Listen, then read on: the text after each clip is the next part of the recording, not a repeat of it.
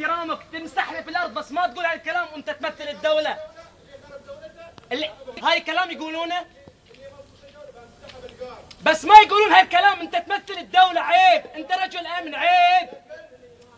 انت ما علي، انا ولد ايران ولد متعه ما علي، بس انت تمثل الدوله، ما تقول هذا الكلام.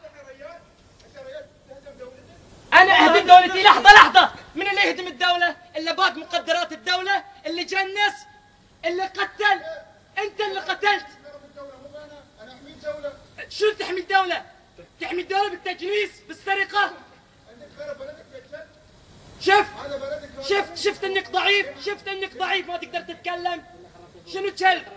شنو كلب؟ انت ضعيف لانك قلت كلب.